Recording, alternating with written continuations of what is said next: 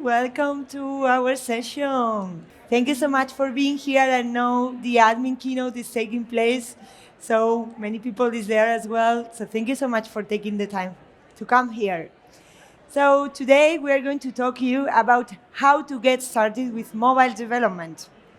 And as we work for Salesforce, we need to include this slide, which just means that you should make purchasing decisions based on the features that are generally available. And with that, let me start by introducing myself. My name is Alba Rivas. I am a developer advocate here at Salesforce. And here you have my contact details in case that you have any questions later.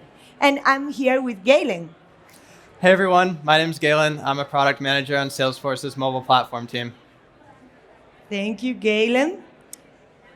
Yeah, so if you're here today, it is likely that you are an Apex developer, maybe, or a Lightning Web Components developer who wants to get started with Salesforce development.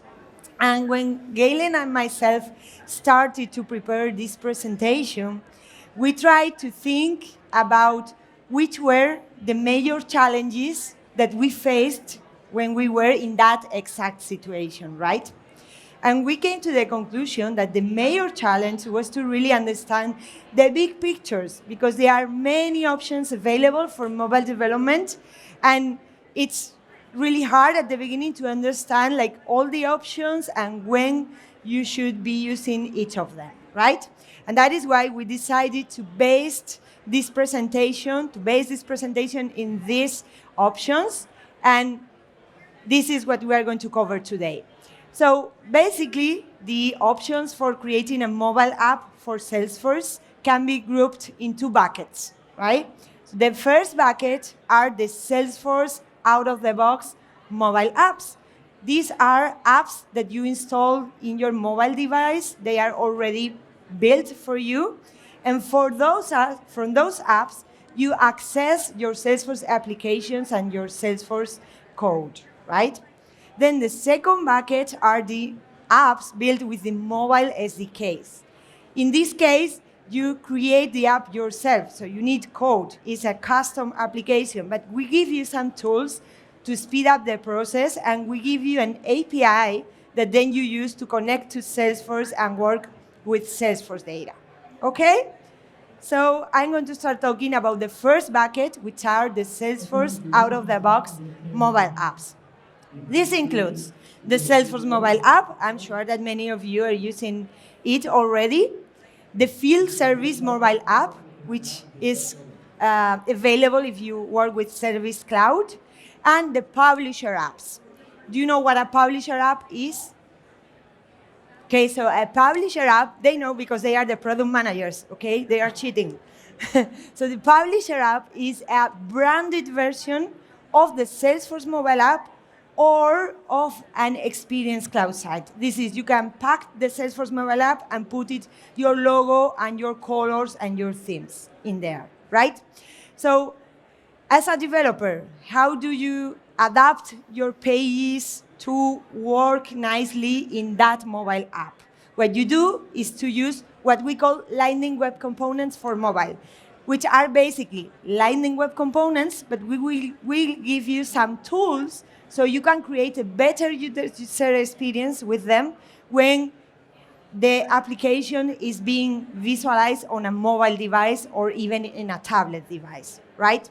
So in addition to that, there are a couple use cases that are supported when you work with LWC for mobile that are very useful. One of them is the LWC offline use case, which means that you can use your Lightning Web Components when your device doesn't have coverage or connectivity.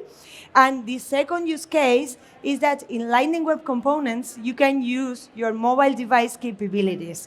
You can use like the geolocation service, your contacts, the barcode scanner, and more, right? So there is a ton that you can do there. So now, there are many customers who are already leveraging and taking advantage of this technology, LWC for mobile. But I want to do a little game here, and I want you to find out one of the most popular customers that is using Lightning Web Components for mobile right now. And for that, I will give you a hint which is that 99% of you use the technology of this customer every day. Any responses? Any ideas? Not Salesforce. Which one? Google.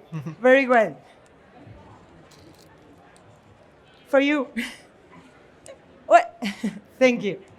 Okay, so if you want to learn more about how Google is using Lightning Web Components for mobile, there is a session taking place on Thursday at 1:30 p.m. that you can go to. It's going to be presented by a Lightning Web Components for mobile product manager and a person from Google. So I recommend you to go there if you want to know more.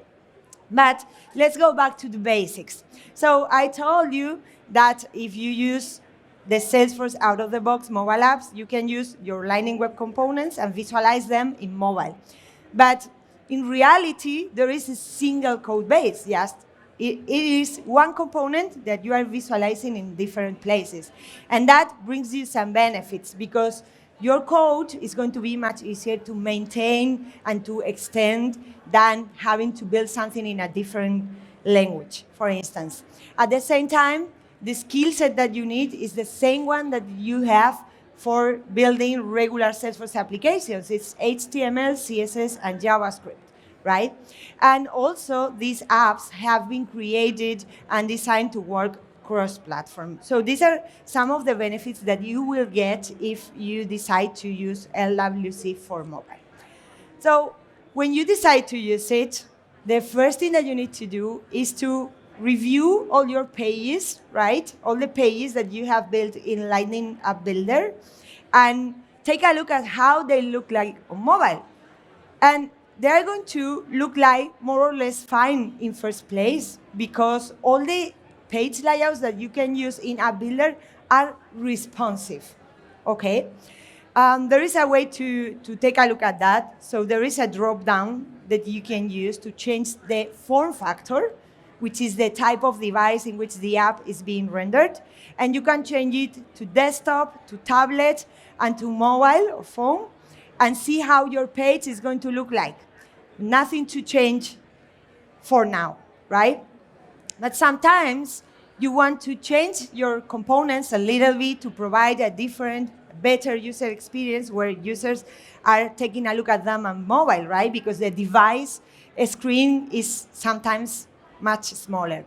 And you can do that. In your components, you can detect the form factor, the type of device, this way. You can import form factor from the client form factor module and use it in your components to make them responsive, to have a different behavior or a different look when they are rendered in a mobile application. If you want to be even more granular, you can do it by detecting the flexi page region width. This is the width of the region of the page layout that you are using in Lightning App Builder. And you can combine both, right? For me, I think that the most interesting thing would be to detect like the small regions and also the small devices and try to make the component look nicer in that specific use case. This is a great sample on the right-hand side of how you do that, right? And this is the list view component.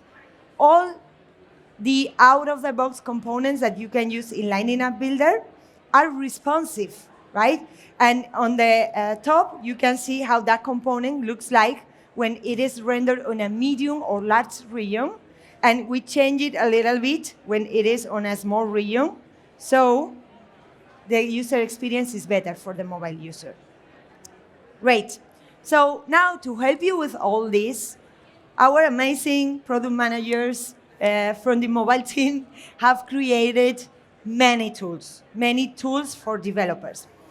So the first tool is not really a tool, but it's more like guidelines, right? A set of guidelines are on the LWC documentation. There is a whole section in which you will learn about best practices to follow when developing for mobile, accessibility best practices, how to reduce the bandwidth usage, and more. I will share everything at the end of the presentation with a QR code So you can wait till then if you prefer. Second tool, the SLDS validator for mobile, okay? This is part of the Salesforce extensions for Visual Studio Code. And this validator is a Visual Studio Code extension that is going to give you warnings to help you developing for mobile, right? It's going to tell you, for instance, if the base components that you are using are valid or are going to perform well in mobile. It's going to give you warnings about the HTML and CSS that you are writing, right? And even some warnings for the mobile offline use case. Third tool, mobile previews. This is a tool that you can install. It's part really of the Salesforce extensions for Visual Studio Code. And then you need to also install an Android emulator or an iOS emulator. And these mobile previews are going to allow you to preview your components in that virtual emulator instead of having to use a physical device. This makes the development process much faster because you can iterate and develop and debug and everything much faster. And it's highly recommended to use it. There are several ways to launch them. You can launch them for Visual Studio Code and also from the Salesforce CLI. And also, there are different ways in which you can preview your components in that emulator. You can use the local development server, or you can use also the Salesforce mobile app device builds. And this also enables automated testing, okay? Then I mentioned that with LWC for mobile, there is a use case which is like the possibility of using your Lightning Web Components in offline mode when there is no connectivity. So if you want to activate this feature, it is enabled by default on the Field Service mobile app, and you need to purchase an add-on if you want to use it in the regular Salesforce mobile app. So if you want to use this use case, if it's this capability, if it's useful for your company and your customers, there are also 3 tools available to help you developing these kind of apps. There is first a test harness app that is going to allow you to debug your components easily when they are in offline mode. Also, another Visual Studio Code extension that allows you to scaffold an app, and also some rules for SLIN that are specific for the offline use case. And finally, I wanted to mention that our Nimbus plugins enable the possibility of using your native device capabilities from LWC. So you can use your geolocation services, you can use the camera for barcode scanning, you can use the camera for OCR, character recognition, and much more. And I recommend you to take a look at this because it's going to really add a lot of value to the mobile applications that you create for LWC. And with that, I'm going to pass the control to Galen, who's going to continue talking about the Mobile SDK apps. Awesome. Thanks, Alba. So now that Alba's told you about the awesome capabilities of LWCs and the different ways that we can build mobile apps at Salesforce, I want to talk to you about Mobile SDK. And Mobile SDK is the most flexible way to build mobile apps with Salesforce. And what I mean by flexible is that you can build apps on Mobile SDK to fit some really unique workflows and really unique use cases. And I'll give you an example of one in a minute. When you build with Mobile SDK, you can build with native technologies like Swift or Android, React Native for cross-platform, or hybrid. Mobile SDK is basically everything that you see here. We give you the entire foundation of your app.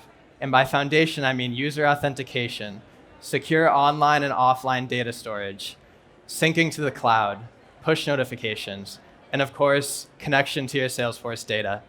We give you all that foundation, all the pieces that are necessary in any enterprise-grade app, but are difficult and frustrating and time-consuming to build from the ground up, so that you, as the mobile developer, can really focus on delivering the best possible UX to your users. And to paint the picture a little bit, I want to tell you about AB InBev. AB InBev, most of you have probably heard of it. It's the largest brewing company in the world. And they have all these truck drivers whose job it is to deliver their beer and their other inventory. And they built an app with Mobile SDK that helps these drivers get to the loading dock. It tells them where to go when they're delivering. And the key here is that Salesforce Mobile is all of Salesforce in the palm of your hand. That's the out-of-the-box mobile app. AB InBev, in this case, wanted to really pick and choose the specific pieces of functionality that they wanted, and they didn't want anything else. So this app that they built with Mobile SDK connects to their Salesforce data, gives their drivers exactly what they want and nothing else, so that they're not navigating through a complex UI as they're driving to load and unload their inventory. So if you've decided that building with Mobile SDK makes sense for you, the next step is to decide how to build with Mobile SDK. We support native, cross-platform, and hybrid. If you go native, we support iOS, Android, and cross-platform with React Native. If you go hybrid, we support Apache Cordova, and we're constantly continuing to modernize and make sure that we're supporting the latest hybrid development technologies out there. If you go hybrid, there are 3 ways to do it: hybrid local, remote, and LWC. I'll talk about each of these in a moment. But first, let's talk about native. So if you build with native, you're building an app that's powerful, that's performant, that gives your users a native look and feel. There are a ton of upsides here. Only potential downside is that if your users need an app on both iOS and Android, you end up building twice. To get around that, you can go with React Native. React Native has a ton of upsides. The main one is that you're building once and it works on iOS and Android. And you're actually still rendering native components because React Native uses a bridge to convert your JavaScript and your TypeScript code to native code. So you can still give your users a native look and feel. Potential downside here is that because it does that conversion, there's going to be some performance overhead there compared to just building with native in the first place. Now let's talk hybrid, and first hybrid local. So the most performant hybrid option is going to be hybrid local, and that's because the code's living on your device. So your users do not have to make a call to Salesforce's server to fetch that code. The code's already on the device. That makes it the most performant. That's in contrast to hybrid remote. Hybrid remote means your code lives on Salesforce server, and this is web code, your HTML, your CSS, your JavaScript. That code is being loaded through a Visualforce page. For those of you who might not know, a Visualforce page is basically a custom web page that uses and interacts with Salesforce data. And the downside here is there's some performance overhead because you're having to make calls to that server to get your web content. But one upside is your updates can be reflected almost immediately because you make an update, push that to Salesforce's server, your users are getting that update pretty much immediately compared to local or even native, where users have to install that code on their device by going to the App Store and getting that update. Hybrid remote is very similar to hybrid LWC. Key difference here, of course, is that we're using LWCs. This can be a huge upside if your organization has already built LWCs, because you can reuse that code. Also, you can potentially give your users a very consistent look and feel because you're using those same components that also work on mobile. Potential downside here is you might end up with a less native look and feel compared to if you were building with, say, Swift, for example. And you're also still making those calls to the server to get that code. But no matter what technology you build with, Mobile SDK has you covered with templates. Templates, you can go to our GitHub page, do a git clone, pick the template you want.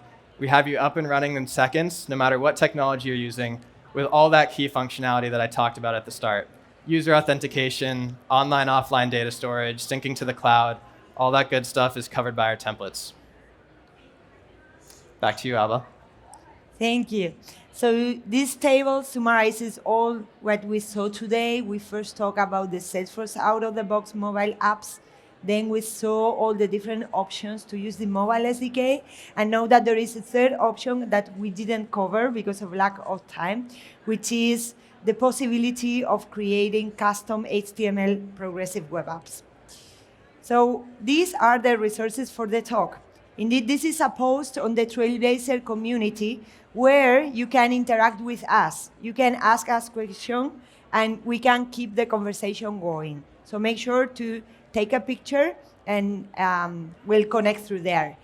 Also, please complete the survey. This is super important.